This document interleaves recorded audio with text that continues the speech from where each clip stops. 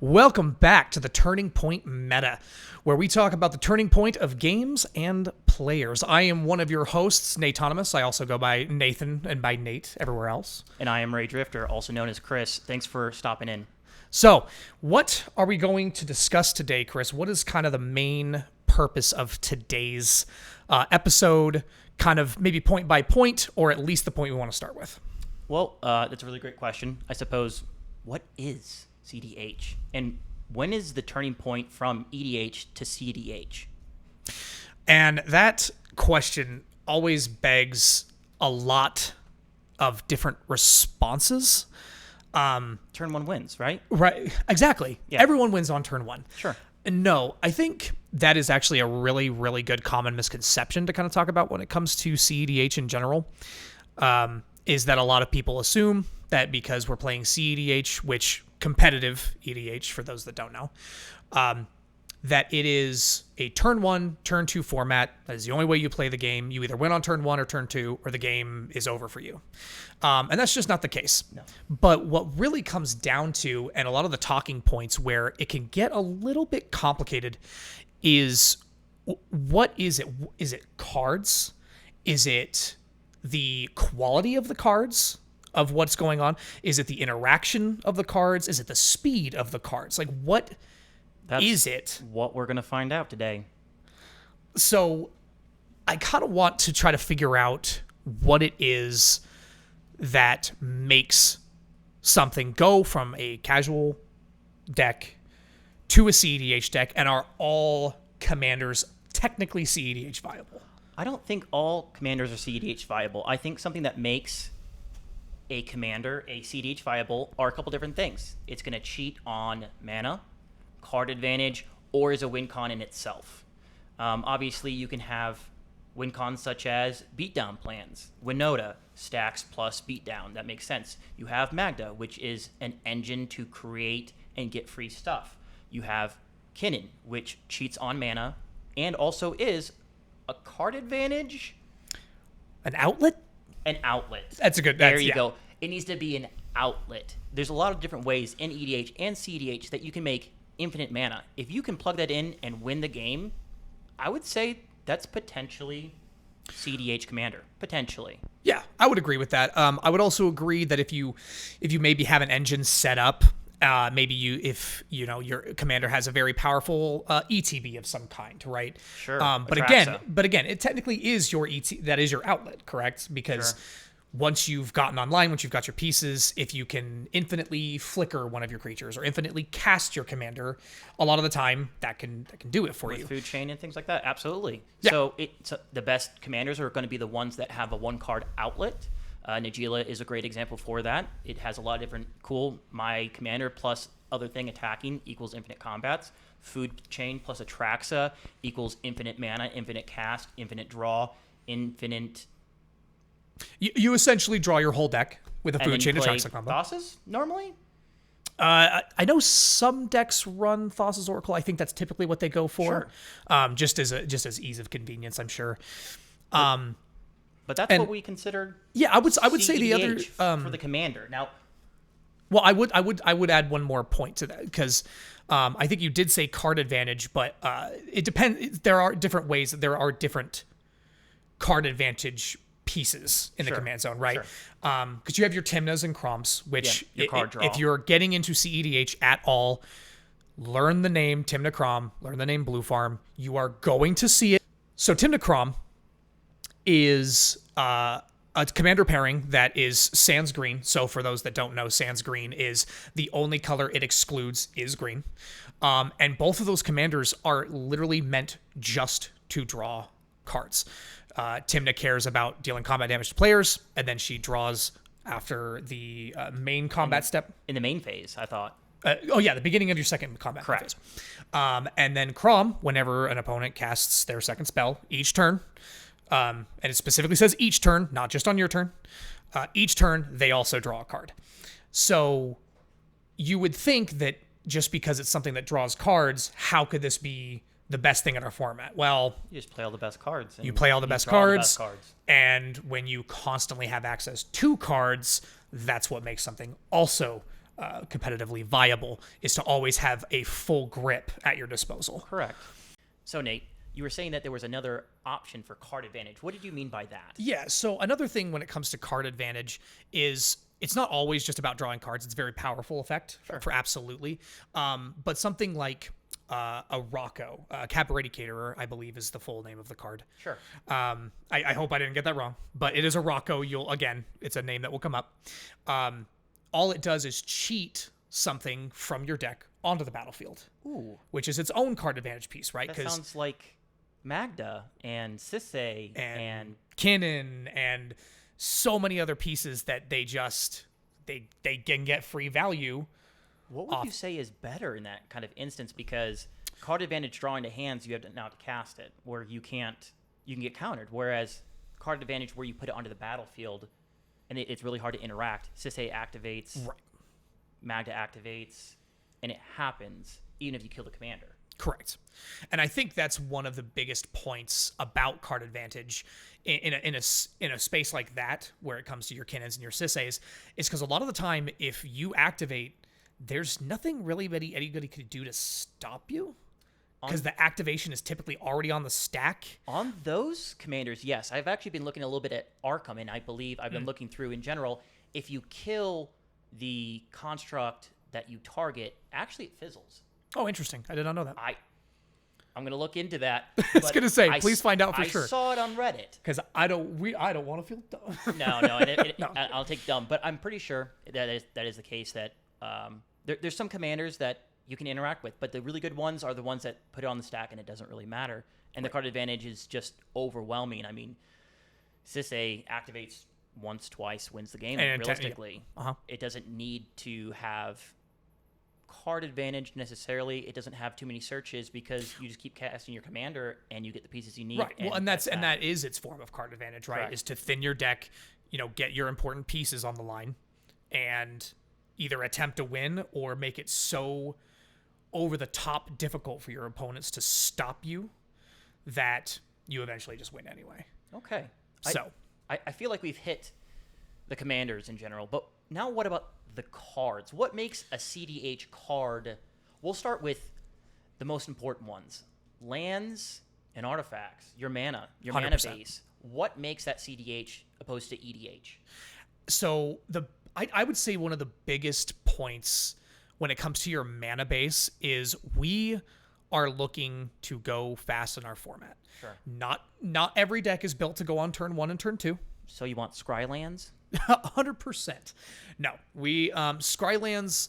Now for a second, Surveil lands did come out, and now people might ask, why are Surveil lands something that we actually are interested in when it comes to CEDH, right? Because they do come in tapped. Graveyard strategies. Graveyard strategies care about this. Decks that really just want that one piece that they're looking for, Surveil, that thing on top that is not a tutor or not a way to find your other piece, is just great. Kind of just thinning the deck to try to find what you need. I mean, yes, I believe they had scry lands that you could go and get at instant speed with fetch lands. Fetch lands are a land that you tap, lose 1 life, and you can go get a land of its color. A lot of times they're 2 color pairs. So say it's a green-white. Yeah, so say it's your windswept heath. Sure. You can go get a green-black, green-purple, green... a white red, a white blue. It doesn't matter. As long as magenta. One of the colors and the type is on the land. Correct. You're good to go. You're good to go. Also, I haven't heard of purple. That sounds like a fun one. It would be awesome. But either way, it doesn't matter what the other color is, as long as one of them is either white or green in that example. And I don't think they have any survey or scry lands with mana. Not that I'm aware of. And that's where the surveil lands come in, because a lot of times in 60 card formats, people will actually hold those fetch lands in general, and they'll wait until they have to make a move, say the opponent's end step, because cool, I have cast a brainstorm. I've looked at the top 3, I put 2 back, and actually I don't know if I need this, and I'm going to hold it there until I decide, cool, do I need to fetch now and get rid of those top 2 cards because I don't need them? Do I need to go to my turn because actually I do need to counterspell this next turn, or I need a kill spell but I'm going to put those on top and just wait. 100%. Or fake out my opponent and say, am I going to crack it? Did I get all 3 cards that I really wanted? We'll see. So there's advantage to that with the surveil lands, but more than a couple probably isn't advised. No, I would say, in your 3-color decks is probably where you can still get away with at least one surveil land. 3 on down, I yeah. think once you get to 4 and 5, it becomes difficult to run surveil lands. Yes. If you run into it in your beginning hand, you're a turn behind. You're a turn behind, and a turn behind in our format is 2 to 3 turns behind, just because of the speed of which we can execute game plans, execute card engines, and things like that. Correct. Another thing with our mana base is sometimes it's as simple as cracking your fetch land, getting colors you need, right? Our decks are very, very efficient at getting the colors that we have and the colors that we don't have. Correct. So we run all of the, OG duels. We run all of the shock lands. Obviously, we just talked about Surveil. But there are cases where we run lands that are kind of outside the normal mana base of a standard casual deck. For instance, something like Ancient Tomb. Ancient Tomb's great. It turns you from turn 4 to turn 3 instead. Right. Now you can get out a 2-mana rock plus hold up interaction, or a 2-mana rock plus another 2-mana thing in general, which gets you where you need to go. Yeah, you're absolutely right. Yeah, which for anyone who may not know what Ancient Tomb does, Ancient Tomb is just a land that comes into play untapped. It taps for 2 colorless mana rather than just 1 like most lands do, and you just take 2 damage, which in Commander 40 life we don't care about 2 damage. It's so minimal that we will absolutely run that. The velocity that we get with that is just well worth it. Some decks run away with City of Traders. City of Traders is essentially an Ancient Tomb, but if you play another land, it sacrifices itself. But that initial burst of speed is sometimes all that we need to get a game plan going. Turn 1 Ancient Tomb, turn 2 City of Traders. Tap it, make sure you get your mana, and then now all of a sudden you have the 1 ring on turn 2. Correct. And now you start drawing cards, and then eventually those cards turn into wins, and there's nobody can stop you, right? The other thing that I would say about our mana bases is something like I believe I talked about in the first episode. I don't know if it was actually in the episode or not, but Gemstone Caverns. Sure. So Gemstone Caverns, if you are not the starting player and it's in your opening hand, you exile something from your hand and you have a land in play on turn 0. It was in Hot Takes. We'll link. Yeah, but it was a good hot take. It was. I have my little qualms with Gemstone Caverns. It's a deck, or it's a land that I will continue to play, obviously, because there are good things about it. I understand that, but sure. Yeah, I don't think those free Mox Diamond and the like are really in EDH because they're a little more expensive in general. Yeah, not only expensive, but I think in a casual game, people don't like to feel like they're super far behind really early on. And so when something like, a Mox Diamond into a Soul Ring into the Arcane Signet and all that happens on turn 1, they feel like they're never going to catch up. And in a casual game, if you were to do all that, chances are they're not going to catch up. The likelihood of you winning, even if you're going 4th, is pretty high. So I would say the other thing that we do with our mana base is sometimes our mana base can be a win condition, shockingly enough, depending on your deck. Mine can be. Right. So, for instance, one that comes to mind immediately is Kinnan. So, Kinnan runs a land that's called Cephalid Coliseum. You tap it for a blue, you sacrifice it, and a target player draws 3 cards and discards 3 cards at random. So, it seems very standard on its face. Sure. It doesn't seem like it's all that great. But there's actually, I won't go into the loop because that's not what we're here for in this moment in time. At instant speed, you can have them draw and discard their entire you deck. can essentially continue to put the land in play over and over and over again and make everyone draw out their entire decks. Maybe that's a combo we'll discuss at another time when we go over weird combos or something in an episode. Deck text. I like it. Yeah. So that's another thing with our mana bases. Sometimes it can be our win condition. For instance, Gaia's Cradle in Sisay decks. Being able to flicker it, initiate infinite combos with that. Sure. They're also really good value pieces. Like, for instance, the new Fomori Vault for, like, Magda decks. That thing is insane. For as many artifacts that you have, I think you discard a card, you look at the top cards. Like how many artifacts you control, It's correct? how many artifacts you have, and it's just absolutely insane in a grind fest. I mean, Magda in general has gotten so many different lands that the MDFCs are really good. Right. And the MDFCs are multi-face dimensional cards. Yeah, modal dual-faced cards, I think is the term. Two-face cards. They have a land on the back, spell on the front. Correct. And we just recently got 2 for each color. And both of those for the red side have been absolutely phenomenal. And they've already, so we have 3 currently in the deck. Yep. So it's pretty good. You can pitch it to some different effects in general. But really, it's nice to have. They do have, like you were talking about, Gaia's Crater in general. Yep. The sorcery instant, it blows up a land. The other creature, you get 2 instant sorceries back from your graveyard in Magda, and technically you can go infinite with that. Pinnacle Monk? Yes. Is that the one that we're Pinnacle thinking Monk. Yep. The Monk actually is pretty insane. Yeah, no, I've actually been looking into that card a lot more, and it actually does have quite a lot of utility, especially the fact that it is a land. It's very, very, very nice. So yeah, so there's a lot of things that we can do with just our mana base alone. It's our mana base is not just a mana base. It is also advantages depending on the deck that we're playing. Sure. Blast Zone can blow up a lot of different things. Yep. There's a lot of utility lands in general. And Emergent Zone is a big one. Emergent Zone's huge. There's quite a few. So our lands do things more than just tap for mana. We don't run too many basics normally. Nope. And that's the real difference between the mana base. The difference between the mana base as far as artifacts goes, we're going to have a lot more 2-drop artifacts. Or less. So I can't think of, there's a couple, but very few and far in between, that our artifacts for mana are going to be 2 and below consistently. Whereas you look at Command Sphere and some other different artifacts that will tap for 1 mana, 2 mana, that kind of thing. There's a couple different ones even in casual that are 5 mana that tap for 3. Right. Those just aren't very. Depending on the deck, I would say that there's some decks that can get away. For instance, in Krakashima, for instance, Sure. I actually run Relic of Legends.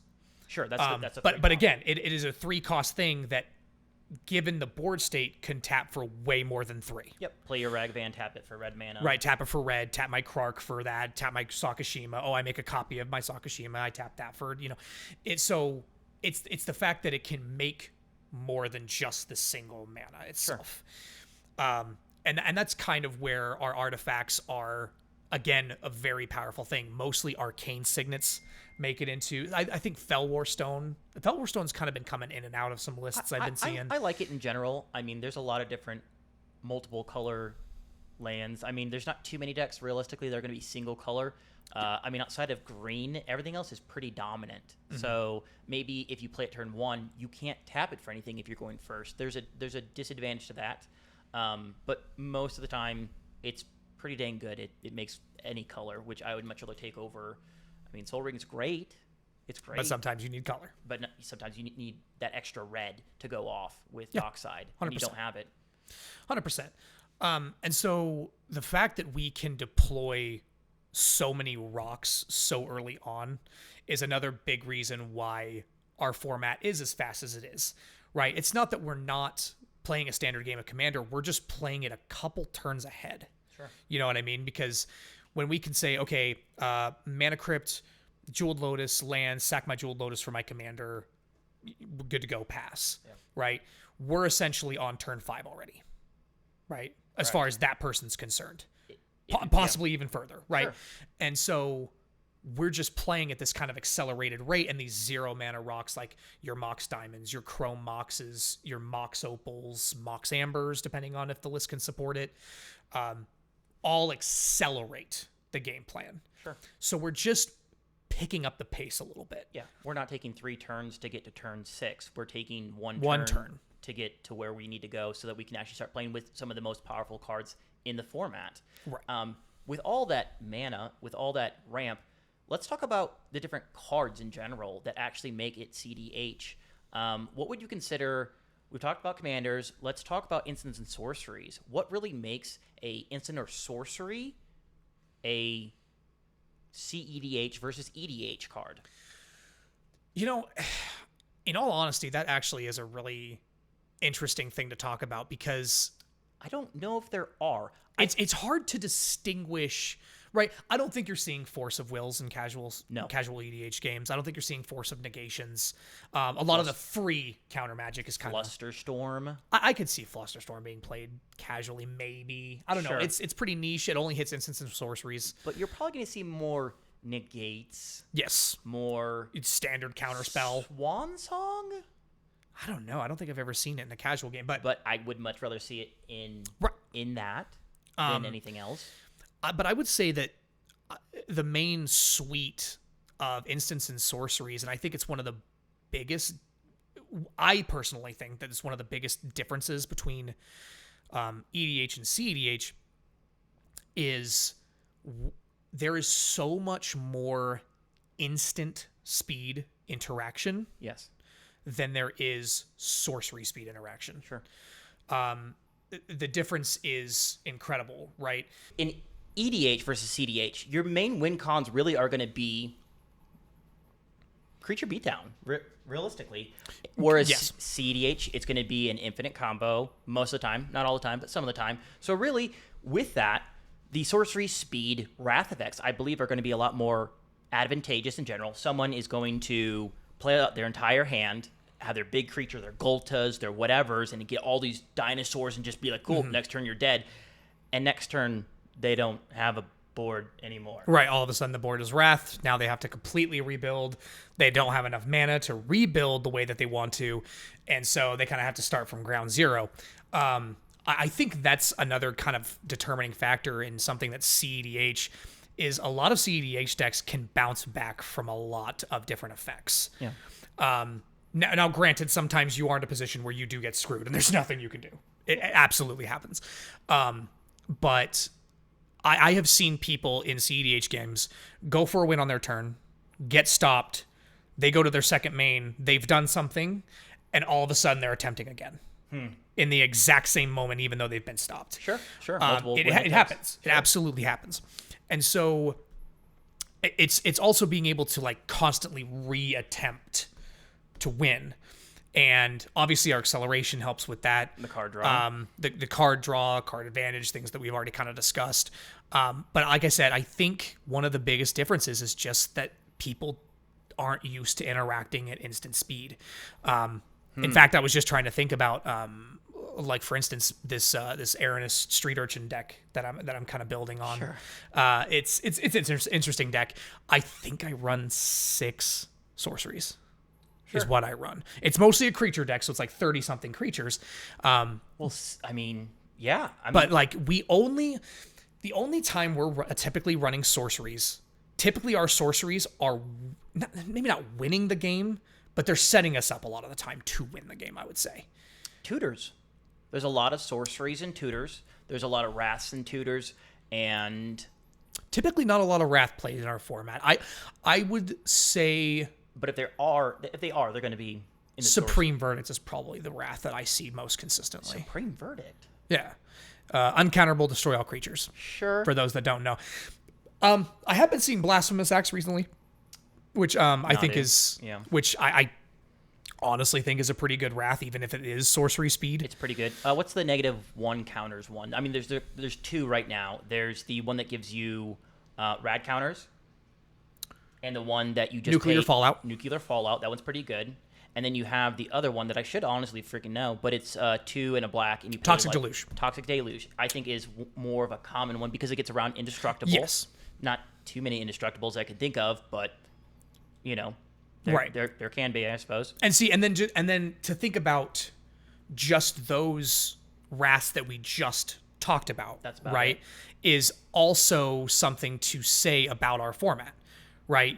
A Wrath of God doesn't really deal with everything, right? Especially because there are ways to make things indestructible in instant speed, or save your pieces, or for instance, in the case of when we do want to wrath, something like Supreme Verdict says it can't be countered, so it makes it so much more difficult to deal with. Sure.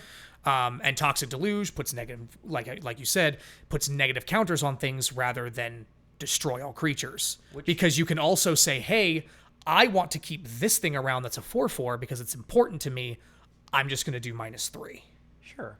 Right? So it's also a flexible piece. Ooh, that is a great segue into creatures Oh. of CEDH. I mean, our biggest creature realistically is going to be a 4/4 or a 6/6. Typically, every single time I'm playing a deck, that's what I'm looking for. I'm looking for my 7-mana 6/6 that has trample. Sure. I think Atrax is a 7/7. All right, she's a 7/7, but she has flying and vigilance, not trample, so Sure, so that's she's really out. good. So really, with that Toxic Deluge, the most you're really going to be having it for is going to be a 7/7. I can't think of too many commander decks that are high CEDH that gives a bunch of +1/+1 counters. I know there was some talks when you played it. It was a Selesnya deck. Elevir. Elevir is not too common, but It's sure. quite uncommon, quite an uncommon piece. But there was also an Aragorn deck that people kind of talked about for a minute. Sure. Monkey Slay. Yeah, absolutely. It's very, very interesting deck, but like typically that's not a play pattern that a lot of CEDH decks go for. Because like we were saying with the EDH, beat down. So our creatures are normally not, they don't have to be massive. They don't need to grow huge. Trample's nice, but it's not required. It's very, very few decks even care about whether or not something has trample unless you're going for a win and you're casting, for instance, like a Finale of Devastation for X is a billion. Sure. Then all of your creatures have trample and then nothing. Finale does give trample, correct? I was corrected on that the other day. Oh, yeah. Oh, you're right. It doesn't give trample. Okay, it doesn't give trample. But, trample is typically not a keyword that we see a lot. But I will say that when it is on something, for instance, like Obnixilus, Captive Kingpin, Dargo, that actually can come up, and it can actually be something that you need to deal with. But it's not typically what we're looking for. So outside of what sits in our command zone, what are kind of the most impactful creatures that are in our format? What do they give to us that in a casual game doesn't seem like this crazy big thing, or maybe it does do something crazy in casual, but it's just so prevalent in CEDH for the reason of its power? Okay.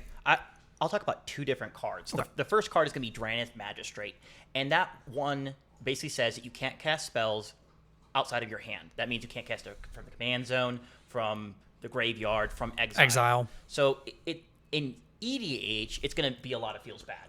Mm-hmm. People aren't going to be able to do their thing. They're only going to be able to interact with it mostly at sorcery speed. So they have to wait till their turn to do anything. And when they get to it, their entire turn is kill that thing.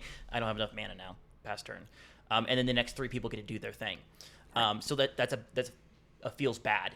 In CEDH, it's been reduced amount in play, but I definitely think it has a very important role. Yes. In general, stopping someone from getting their Sisay, their Engine, their Timnas, their Croms isn't nothing, and especially for only one in a white, it's very good.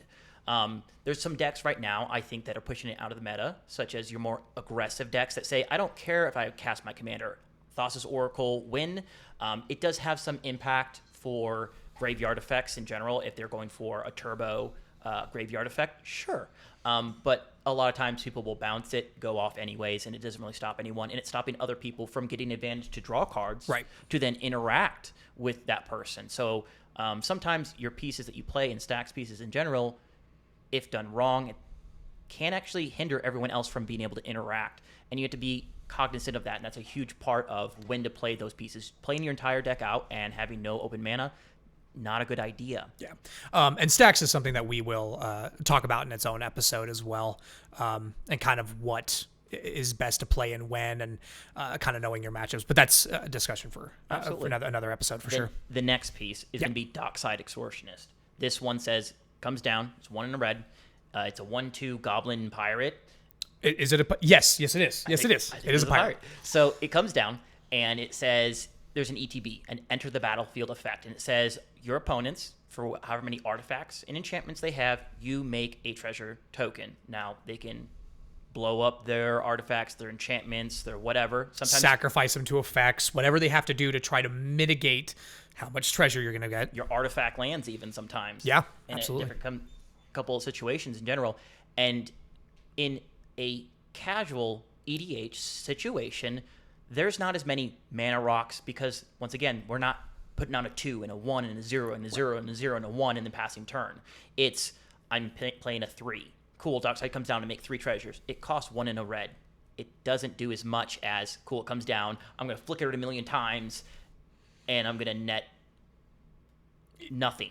Yeah, exactly. So- you're just going to do a loop, and then Dockside actually doesn't gain you anything. Doesn't do anything. And we've experienced this in our situation when we played at another shop where we would play it out and just wouldn't do enough. So I think those are 2 of very impactful cards that are different between CDH, one that affects both EDH and CDH, and then one that just mostly affects CEDH and mostly played in CEDH. What are 2 cards that come to mind when you think of effective cards that aren't played in EDH, that are played in CEDH? So effective cards that I would say that are typically not played in EDH, Typically.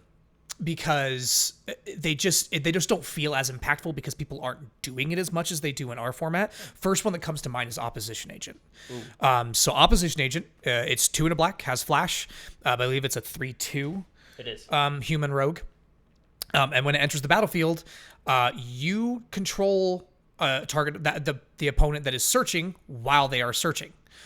So, for instance, if someone, I wouldn't recommend doing this. Again, this is another topic for another podcast episode, if I could speak. If someone cracks their fetch land to search for a land, you can then flash in an Opposition Agent, and you take their land, and you get to see their hand because you are controlling that opponent as they search. And you put them behind. Very impactful. I mean, you're right. Our land mana base is actually can be a bad thing. Whereas Absolutely. in EDH, how often are you really searching? Right, because we run Demonic Tutor, Imperial Seal, Vampiric Tutor, Gamble, Enlightened Tutor, Mystical Tutor. You name it, we've got a tutor for it to some degree. In every color. I can't think of a single color that doesn't have a Yeah, search. green's got the Worldly Tutor. I Mostly didn't bring that up. creatures. White is enchantments. That's it. Yeah, there's so many tutors in our format, and the reason that we have so many tutors is because we want consistency. Yep. We want to constantly be putting threats on the board, or constantly being attempting to either set up for a win or win. Correct. And that's what those tutors allow us to do. So Opposition Agent is definitely one that comes to mind immediately that I don't ever really see in casual tables because people don't really search. And typically when they are, it's like, I'm going to cultivate and I'm going to go grab a basic. Whereas in CDH, we don't even really run basics for the most part. I'm going to go get a very impactful card. I'm going to turn your search into my search, and look at someone's hand isn't nothing. Absolutely. It isn't nothing. Oh, you have no counter spells. Perfect. Only Now blue I have player, an opportunity to go off. Send it. Yep. It's huge. And then you have so much information to go off of. And that's the other thing, right? That's the exact opposite side effect is completely fine as well. You look at their hand, you see 3 counter spells, you go, cool. Hey, table, he has 3 counter spells. Or you say nothing and let someone go off. Or you say nothing, you let someone attempt to win, and you go, okay, I knew he had a pact, I knew he had a force, and I knew he had this. Cool. You see those 3 gone in the stack, and you go, cool, now I'm gonna win. Boom. And you can attempt to win at instant speed, which is something that a lot of casual decks cannot do. Correct. Second creature. As far as another creature that I would say has an impact on CDH but doesn't really impact EDH much, it comes to mind just because I've been looking at the list a lot. But like something like Protean Hulk comes to mind for whatever reason. Okay, good old Flash Hulk back in the day. There, I'm sure there's probably other creatures I'm not thinking about right off the top of my head. But something like Protean Hulk doesn't seem like a lot on its own in a casual game, right? So it is a 7 mana creature, 5 green. I don't remember the stats on it. It's been a while. It's been a long time. And when it dies, you search your library for mana value 6 worth of creatures. So that means it could be 6 1-drops, or 3 2-drops, or a 2-drop, a 2-drop, and 2 1-drops. Sure. Or it could be a 20 0 mana creatures and a 6 mana creature, right? It doesn't matter. It's a 6 mana value worth of creatures. That's a lot of ornithopters. Exactly. Very popular. But in a casual game, I don't think people are going to see that and go, well, that's not a problem. I don't care. Go get whatever 6 mana creature you're after, right? Whereas in a competitive game, that is a huge red flag. Sure. Because typically we can assemble something with those 6 mana worth of creatures that just wins us the game. Sure. Is there another one that comes to mind for you as far as something that does? Again, I'm biased because I've been looking at a list, and that is just what comes to mind. So is there something that maybe you are thinking about that doesn't really impact EDH, but in CEDH it's quite impactful? Because I don't feel like Protean Hulk is a very good example. There's a plethora, and I'm positive we could stay here all day talking about it. But it is a really good point that you bring up in general. There's a couple different archetypes, if you will, of creatures that are more in CEDH than are in EDH. Stacks pieces are going to be heavier. Combo creatures are going to be a lot more common, and advantage in general. I don't really think there's too many cards that draw or impact with, people searching their deck and advantages like that. So I think there's a huge difference between, and I really think it's going to be stacks, card advantage, mana advantage, and combo pieces in general for the creatures. Like I said, most of EDH is going to be beat down plan. Play big 7/7 trample, kill face, boom. Right. I would also say that in competitive, another trend that you see because we have such impactful creatures are clones. Ooh. We love our low mana cost clones because copying someone's dockside is sometimes the most powerful thing you can do in that moment. Copy their Atraxa. Copy their Atraxa. Look at the top 10 cards. Find some interaction. Find your win. Who knows, right? So clones are another big impactful thing that I don't know if I see a lot in regular EDH, unless you're like doing some kind of fun, like casual build around where you're like, oh, my deck is your guys' deck, right? And that's fun. That's interesting. Make your clone their commander. Yeah, exactly, right. And that's kind of fun, right? And so, but I just think that casually, you don't just see it in the 99 of just some random deck. It's more you have more impactful single target creatures that do something that is just well above the 3 mana that you spend on, the 2 mana that you spend on it, the 1 mana you spend on it. In general, it's above par of your standard creature that you get in a draft. Right. Again, it's the efficiency of it, right? We don't run very many high mana cost creatures. If they start to tip into 3 or more mana, they need to do something very impactful. Yes. For instance, like things like Spellseeker, right? That's a tutor. It's a tutor on a creature. So therefore, it's worth it in a lot of lists. Hard to counter creatures in our format. Yes, creatures are very difficult to counter in our format. All of our efficient counter spells don't always hit a creature. No. Which thankfully we've been getting a couple pieces here and there to help with that, but nothing crazy.